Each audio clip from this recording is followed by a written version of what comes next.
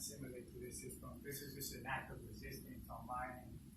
So a little bit about my background. I'm a formerly incarcerated transfer student to UCSB. I started my college units in youth Folsom State Prison. And I like to tell everyone I went through the school to prison pipeline. I was locked up at the age of 12. And I'm now a published author, and I'm gonna share my story. My story is called Second Chances. I got published in a book called Reclaiming Our Stories, which is a collective of stories from people from the community. And out here in San Diego is where I was at when I got out of prison. And so my story is called Second Chances. I dedicate this story to the people of San Diego. And I sincerely apologize for everything I did that hurt that community. I've lived a life full of second chances. When I really break it down, I'm lucky to be alive. My first second chance was given to me at the age of 5, when I was an adventurous young boy who was exploring the world and everything in it. I was in a jacuzzi in the apartment where my babysitter lived, and was wondering why the drain had such an intense suction power. In my imagination, I thought it was a warp zone, so I dove down to explore by lifting up the plate that covered it. I stuck my arm in, and it grabbed onto my arm like a vacuum. It felt like a monster had me by the arm and wouldn't let go. I tried anything and everything to get out, but I was stuck. I held my breath and don't remember much else after that. I was pronounced dead on the scene after they pulled me out and unsuccessfully gave me CPR. They got me into the ambulance and gave my heart an electric shock, and that gave me a pulse. They then life-flighted me to a children's hospital which specialized in drowning and put me into a coma. I like to think that while I was in this trance state, I was in a deep discussion with my maker. We looked at my future life and decided that it was important for me to live. He sent me back on a mission. Honestly, I truly believe that I'm here for a reason. Life after that day hasn't been easy. I struggled all the way through school. I was told I had ADHD.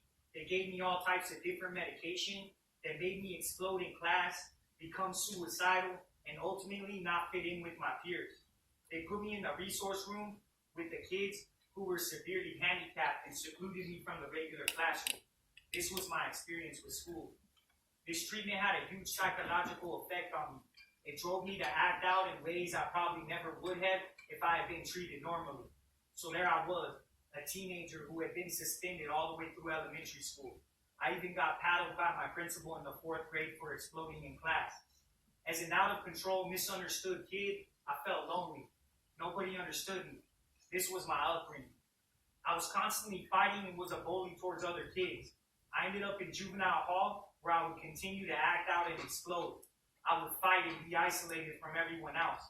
My next second chance came while I was in a juvenile work ranch at 13 years old. I was in a lodge that housed about 25 kids, and the 2 older kids were about to turn 18. I hated being there. It sucked. We had to buck 50-pound bales of hay all day long, stacked them on trucks. We used pitchforks to clean horse stalls, and they kept us constantly busy working and cleaning horses. So these 2 older kids were thinking that since they hadn't completed the program, they were going to be shipped to the detention center or moved into the prison system. They were panicking and decided to go on the run, so I joined them. We went on a wild crime spree, robbed stores, stole a bunch of guns, and ultimately ended up in Oregon. There we got into a high-speed chase with the highway patrol, ended up slamming into a fence, and I went through the front windshield. I remember waking up, standing, trying to run, and hearing, "Get the fuck down, motherfucker, or else I'll shoot." So I froze and fell to the ground, only to hear 3 gunshots ring out. Boom, boom, boom. I was thinking in my head, he shot me. I looked for blood, but didn't see any. Then I realized it was the other 2 kids who had tried to shoot at the cops. Why the police didn't shoot back, I don't know. But here I am at 13 years old, looking at a life sentence for attempted murder of a police officer and all types of felonies in a holding tank in some honky-tonk town in Oregon. Not knowing what my future holds, I sit there in a jail cell for 2 weeks. Then one day they open up my door and say transportation is here for me. I'm going back to the youth ranch. They cuff me up and I get into a prison van with bars by myself, only to find out that the district attorney in Oregon picked up all the charges on the other 2. Since I'm 13, they can't charge me as an adult. So they just drop the charges on me and send me back to Idaho where they charge me as a juvenile on 15 counts of grand theft. I'm sentenced and have to stay at the work branch for another 6 or 7 months. Then they send me back to the detention center where I'm locked up for what seemed to me a very long time.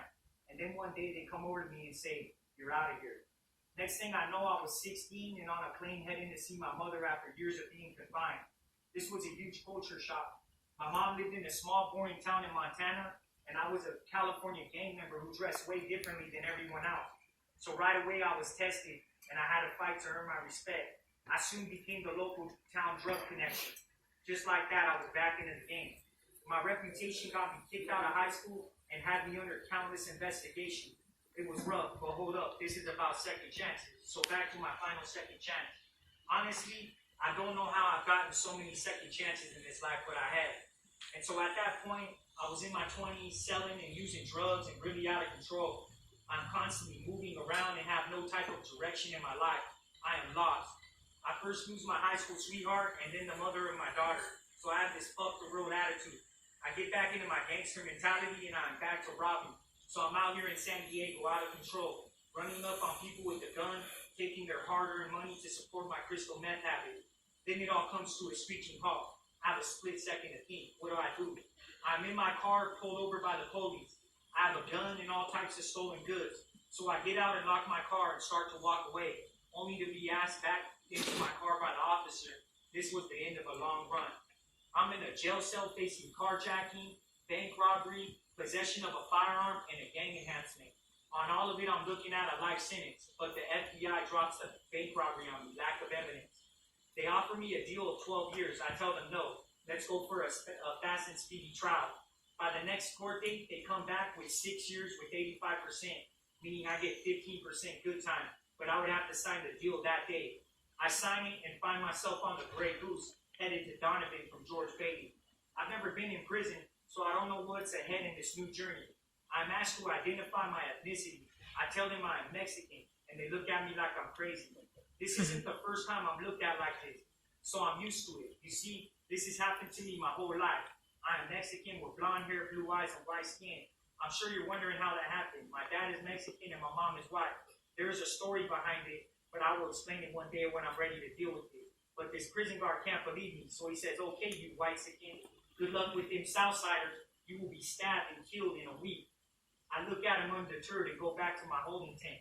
This journey was full of brutal, disgusting treatment. I experienced the utmost filthy conditions. They fed me the most revolting meals, and I had to deal with the worst segregation I've ever seen in my life. 2 months after I was in prison, my first son was born. So now what? I have a son and a daughter, and I'm in prison. I feel like shit. Can't believe this is where I put myself, but I keep pushing.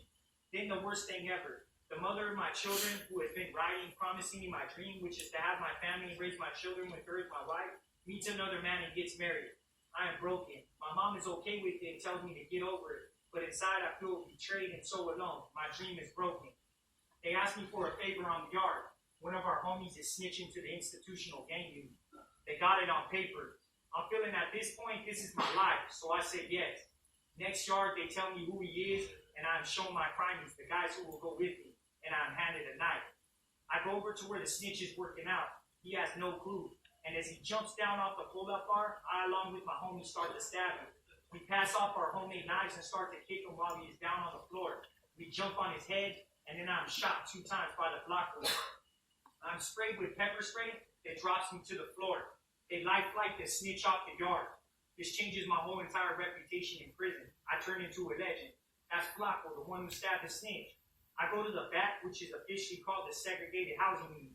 This is where I learned how to be a disciplined soldier. We are up at 5 in the morning, and we have to listen to our name on the tier yell loud and proud. Buenos dias, camaradas! Buenos dias! Then we all work out together in the cages. Everything in the workout routine is done together. We yell with pride like a military infantry group. Súbrese, combo! Súbrese, eso! Animo laza! I went through that for 15 months. Then one day they cuffed me up and said I was going back to the main line. They transferred me to a level 4 maximum security prison called Salinas Valley, better known as the Death Octagon, since so many inmates die or are killed there. I learned quickly that this is a vicious place. The first yard I go to, I see a homie get his neck split with a shank. Yard recall. They leave us on lockdown for a couple of months, and they bring us up off lockdown, and it would happen again. Another stabbing, another long lockdown. This is how my time in Salinas Valley went. Then we started programming, going to yard and going to school, and out of nowhere, a vicious prison riot erupts. We the Sureños against the Norteños, the Southern California Mexicanos versus the Northern California Mexicanos. They rushed us with a bunch of homemade knives, but we outnumbered them by 25, and we savagely protected ourselves. This was my first experience with a riot.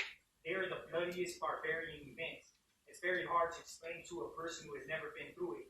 Right after this, I was transferred to New Folsom. 2 months later, I got my next second chance. I was out at yard walking with the homie around the track. I'll never forget this moment. A bird took a shit on his shirt. I started clowning him. Haha, Ese, you got shitted on by a bird. We continued around the track over to the water fountain so the homie could wash his shirt, not knowing that a bloody riot, one of the most gruesome in New Folsom State's prison's history, was about to erupt. I remember it got very quiet, and then the homie looked at me and said, "Is it me, or did this get super quiet?"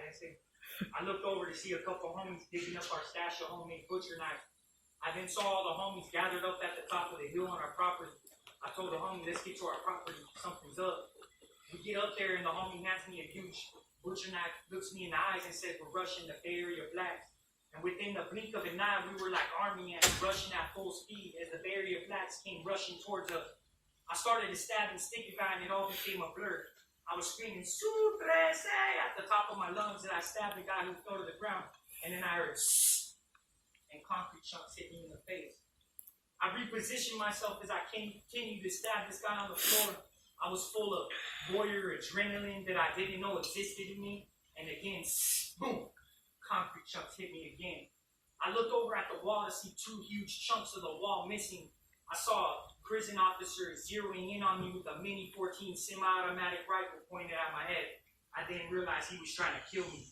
I instantly stopped and took off up the hill to see a group of my homies getting 3 Bay Areas. We were shot at again. By the time this battle ended, it had gone on for 10 minutes. When I sat down and came back to my mind, I saw bloody bodies laying everywhere. As I watched them escort lifeless bodies off the yard and looked around to see all of my homies on top of the hill in the Bay Area property, it dawned on me that I almost got shot in the head twice. We sat there for hours as helicopters flew around in the air. It was all over the news. We were on lockdown for almost 2 years after this riot. During this lockdown, they offered us college courses, and I started to study at Lassen Community College. We didn't meet with a teacher. They would give us the books through the door, and we would send everything in through the mail. I started to study. This was a turning point in my life. I realized that I needed to use this second chance and quit living life on the edge. I had 2 kids, and I needed to work on a better legacy. So I studied hard and read self-help books. I really became dedicated to building my mind and maturing as a man. Finally, I created my goals and started to dream again. For the first time ever, I really began to envision a better life. 4 years after that, I got a second chance in society. The gates opened up and I walked out of the vicious war zone and back to civilian life. I'm super relieved that I made it out of the devil's playground alive. I began this new journey in life with a humble heart. I have my heart set to do the right thing. I'm in college and I'm working towards my associate's degree. I'm staying very focused and loyal to my goals. I honestly believe I'm here for a great reason, and all these second chances prove that. I have a great future ahead of me, and I now honestly realize that I am the writer of this script called life. So as I pursue my dreams and look towards becoming successful, I feel real good about everything I'm doing. I don't let any of the negatives or challenges I face every day sidetrack me or get me down, because honestly, I will never forget where I came from. This is my second chance and I refuse to fail. I will make the best out of this and leave behind a legacy my friends and family will share forever. Thanks for the second chance. I'm truly grateful and blessed to be here sharing this story with you.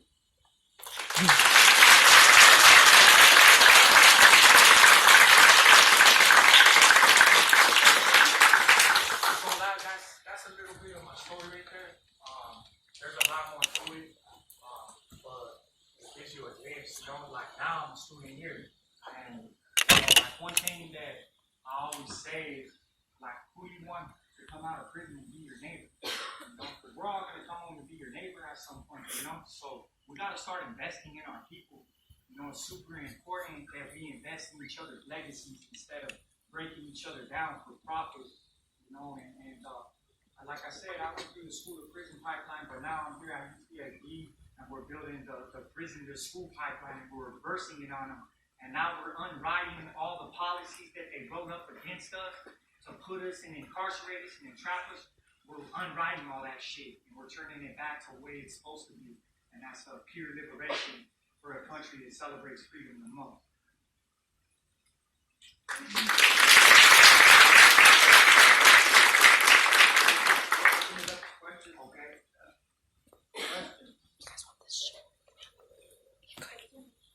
I'm doing sociology. So I came in with a major comparative lit and interdisciplinary, but I wanted to do research on how to dismantle the prison industrial complex.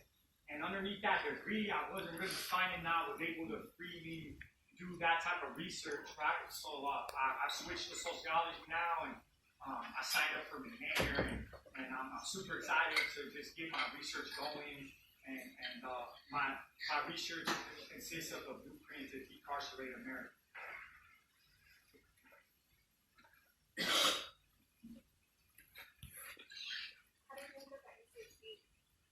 So when I got out of New Folsom State Prison, I had 43 units. So I was just taking college classes because they just gave it to us, and I knew we were going to be on lockdown for a long time. So we'd be on lockdown usually after a riot, sometimes 3 years. Like, we'll come up, we'll go to war again, and it turns into a war zone, and then we have to go out and we have to talk to the other factions, like, hey, look, we have to write peace treaties and we have to treaty up.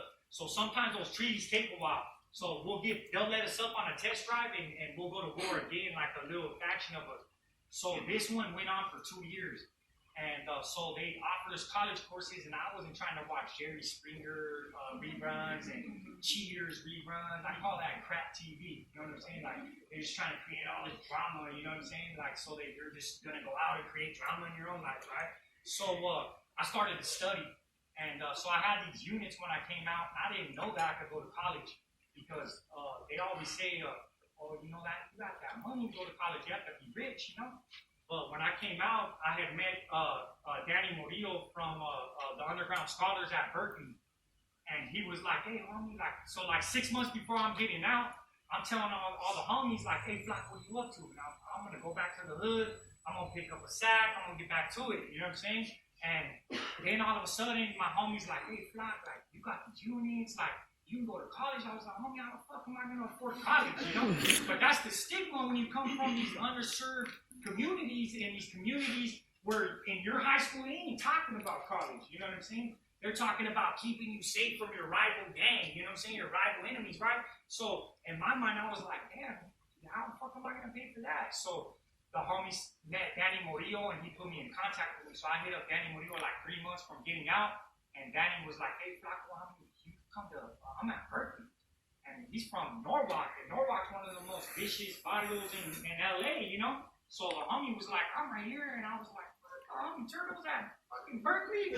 So I was like, damn, he was like, homie, like, they get financial aid. So he gave me up, you know? He was like, look, you come out, you take care of yourself in a community college. So I was kind of G'd up before I got out. And so then I get out, but before I'm getting out, now the homies are like, hey, Flaco, what are you doing? I was like, I'm going to go to Berkeley. So I'm telling all the homies I'm going to Berkeley. So I'm like kind of speaking into existence. And so I get out and I tell my parole officer that I want to go to college. And he's like, well, I'm expecting him to look at me and laugh. Like, how are you going to pay for it? You going to go sell drugs there or what? You know, and he didn't do that. He's like, that's a good goal. And then I went and I explored what Danny was telling me about financial aid. And I found myself at San Diego City College with 43 units. I got all my GETSI units. I did stats and algebra. And I come from one of the most poorest backgrounds of education. Like, I didn't learn crap when you go through the juvenile hall education. Like, all the answers are in the back. So I didn't know my times tables. I didn't know fractions. Like, I had to teach myself all this shit, you know, and I did. And I just stayed dedicated to it, and it kept me out of trouble. And then I got my GETSI units, and I applied to transfer. But I've only been out 4 years. So I got out in 2015. I've barely been out. I mean, this is the longest I've been out since Bobo. I usually do like a year and a half out, and I go back to the county jail, or I'll do 6 months. I'll go back in. I'm always getting caught up. But this time I've been out 4 years, my longest run since 12. So anyway, I started to apply, and the homies up there from Berkeley at Underground Scholars started to help me. Like they still find me since I got out. Like, you're good, and so we got you, boom. So I did my application, and I got accepted into UC Berkeley. I got accepted into UC Irvine. I got accepted into UC Santa Barbara, and I got a full ride Circle of Excellence scholarship to USD, the University of San Diego, which is the private school. They gave me like $52,000 for 4 years on all the tuition, right? But I chose UCSB because there was nothing here for formerly incarcerated system impacted students, and I was like, it would be an injustice if they opened up these doors and I just didn't come in here and put something together for us to have some sort of platform here, And so now there's one at UC Berkeley, there's an Underground Scholar Santa Barbara here, there's one at Irvine. So now we're spread out across, and now we're building that hand up for the next homie and homegirl coming up from either being system impacted or being, in an underserved community, or coming out of the prison system. Now we're getting them hand up. Like, we're here, we're going to develop a program, we're going to get it so that this program stays and institutionalized here forever. Like, we want to dismantle and do research how to dismantle this prison industrial complex that's only about profit. They're about money. It's $15.7 billion of our tax dollars every single year in California. Just the state of California, $15.7 billion of our tax dollars go to the Department of Correction. It's one of the biggest scams that's ever been developed in the history of this country right here. You know what I'm saying? We're still enslaved. We're still an enslaved people. We're still enslaved. And it just got a new way of framing it, right? So now they're framing it like, oh, we're protecting and serving you. How are they protecting and serving you, taking $15.7 billion out of your community's pockets to uplift your community, and it costs $75,623 a year to keep me in prison? 1 year just for me. So if they give me a life sentence, I'm worth almost $2 million to the system. So 25 years on a life sentence. They give you 140 years. Every single one of those years counts at $75,623. Don't even matter if you die in that. Mm-hmm. Just because they have it in the courts that they gave you 126 years, 140 years, each one of those years counts as money. It's a residual income to the system. So we got a war against our hands. Like, they're using all of us as pawns. Like, I was just walking down the street. You can't even walk down the street anymore without being pulled over and questioned and asked who you are. Where do we live at? Were you telling them about the Flaco patrol? Yeah. I was walking down the street, and the sheriff gets out of his truck with 2 other sheriffs, and he's a sergeant. He got stripes and everything, and he comes up to me. He's like, "Hey, can I talk? I'm on the phone with my wife?" And he gets up and he goes, "Hey, can I talk to you?" And I was like, "What's going on, sir? Did I, saying I break the law, or what are you talking to me about?" You know what I'm saying? And he goes, "What's your name?" And I go, "My name? Like, what you need my name for? Like, am I under arrest, officer? Did somebody call me in? Like, what did I do? Explain yourself." And he goes, "You on probation or parole?" And I was like, "What?" I was like, "Hold up, man." I was like, now you're going, so you're stopping me because you want to see if I'm on probation or parole. Why is that, sir? He's like, "Well, you fit a custody description." I was like, "What the fuck is that?" I was like, "A custody description?" Like, yeah, you have a custody description. And I was like, well, on those grounds, you're not going to get my name. You know what I'm saying? Like, I feel very violated right now. You're embarrassing me. And I started going off on him. I started telling him I'm a UCSB student. I'm going to meet with my wife, and my wife's on the phone. So she comes up, she starts filming him. And she's like, she was meeting me. We're going to Portola Hall to eat.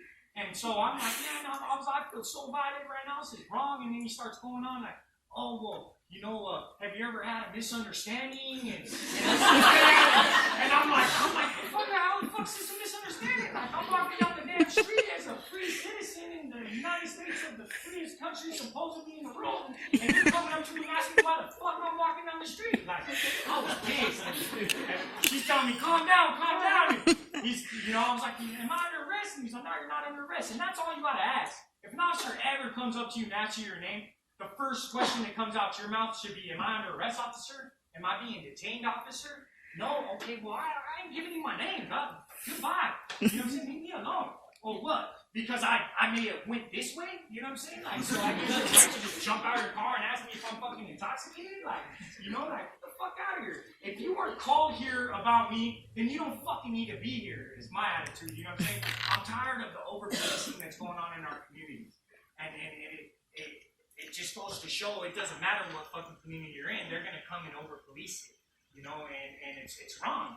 We live in this country that supposedly is the freest country in the world, right? But in all reality, like, if you look around, we're under surveillance constantly. There's surveillance cameras on every light out here. And you go into San Diego, you go into LA, like, there's surveillance. They're all watching us. You know what I'm saying? And then they have, like, 1 million cops who are coming from militarized zones with their own PTSD issues that have no attachment to our communities, policing us. Like, one thing that I'm doing research, right, and I'm looking at other countries and how they police their country. But one country that I really have a high caliber of respect for is the UK, England. You look at their police have no guns. They have no guns. And no matter what, you have to be from the community that you're policing. So they know everyone. They're walking down the street, hey, what's up, Harold? How you doing? You know what I'm saying? I'm good, nothing. You know what I'm saying? And that's the difference, and that's in our country. Like, you come in from a militarized zone and you're from Alabama, you can come police East LA. You know what I'm saying? Come get a job in East LA and police it and have no attachment to that community. So therefore, your PTSD, all these different biases running through your mind, and you don't care about this community. You're going to ransack it, and that's what's taking place. So a lot of ID Foot Patrol, from what I've been doing my research on now, I see that a lot of them aren't even from this community whatsoever. This guy happened to be from the community, and I was just like, wow, he gangbanged on me. He was like, where you from? I was like, I'm from East LA, so I'm from Isla Vista. He did. Yeah. But yeah, that's wrong. That's not the way we're supposed to be handled, with the rights and the constitutional freedoms that we supposedly have. So my whole thing is we gotta reverse all that crap and we gotta get it back to what it once was. Like, hey, give respect. Dignity policing. You guys don't need to have guns and you don't need to have them drawn whenever you pull up. You know what I'm saying? Like police us with respect. You know what I'm saying? And we don't even really need police. We got each other. We got our own communities, So that's my little rant. Okay, so me and my dad literally just had the conversation that we were talking about last night about how police officers will come from Manhattan Beach and then join the LAPD and then get thrown into East LA and then they're just scared. So do you have any, insight into in your research about kind of solutions to the lack of exposure for the police officers? Honestly, I don't believe that anybody from Manhattan Beach needs to come over to East LA and police it. You know what I'm saying? They can just stay in Manhattan Beach. That's their area, that's where they're familiar with. So I believe that, East LA has its own community people there. You got the Brown Berets, you know what I'm saying? You got different action type folks who exist in our own community that we can go out and make sure that our communities are safe. And one thing about that and a solution to that would be just more transparency just in that community and that community gathering together, you know what I'm saying? But what's happened is we've just been so oppressed and suppressed. They don't want us to gather together. They don't want us to show up for our own communities. And that's the problem. So my solution to that would be folks from that community, whether it be different organizations, they come together and they have that type of I guess, community policing. You know what I'm saying? Like, because what's happening is you got people from North Carolina showing up to our neighborhoods now, and they're just there to work. It's just a job to them for money, and then they live, way away from the community that they're policing. So it's like they just come in on almost like a ops type operation. You know what I'm saying? To do what they need to do to rile up that community, and then they just go home at the end of the day, and then they come back in, and it's only certain communities. It's like, they have this theory called the broken glass theory. So this broken glass theory is, oh, well, if we don't show up and start policing them for drunk intoxication in public, or if we don't show up and police them for loitering, then there's going to be large-scale crime in this community. And that's their theory of why they need so many officers in a certain section of our cities. But at the end of the day, like, you look at the rich side, I'll use San Diego, for instance. You look at Southeast San Diego, which I did a lot of work in, and you go over to La Jolla, and you have a little thing like for baseball, and you just clock, right? Boom, you're only going to see 4 to 5 cops in a whole entire day in La Jolla. And then you go to Southeast San Diego, and you're going to see about 100, 120 throughout the whole day, driving by, back and forth, back and forth, back and forth.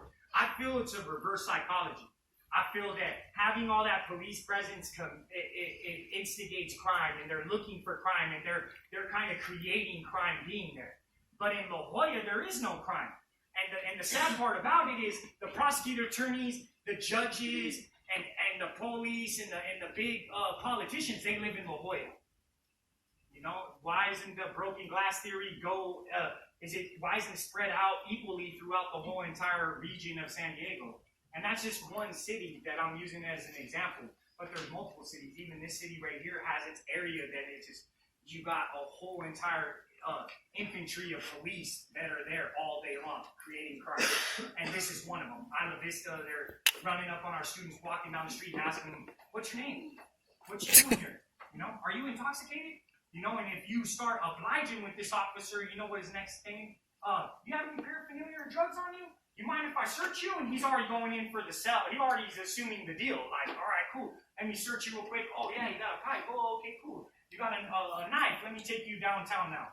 And boom, or, oh, you are intoxicated. Or, oh, you did have one beer. Do you mind if I give you a sobriety test? You know what I'm saying? Like, that's what we're up against. And that's what we're facing in our communities. And we have to stay solid for one another.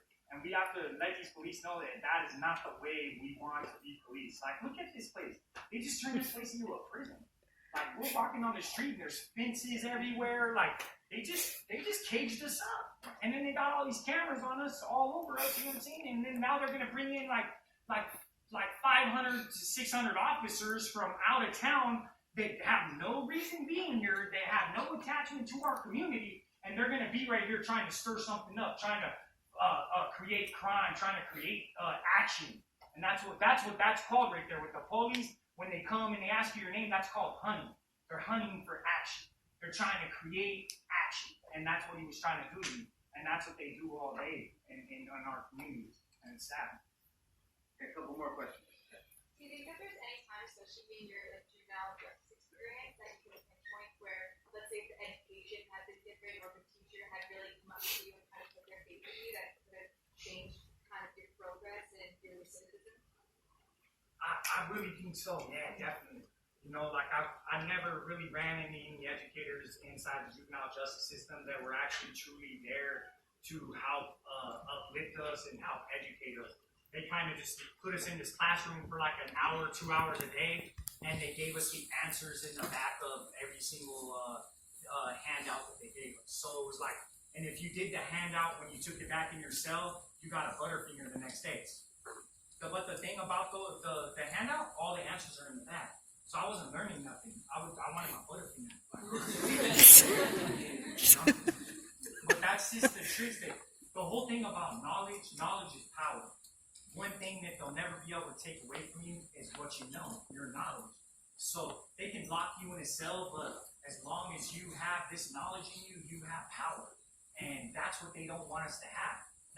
Now that they started to educate me, I took my first 2 courses were pharmacology of drugs of abuse and college success. And this was in New Folsom State Prison, which is a maximum security in Sacramento.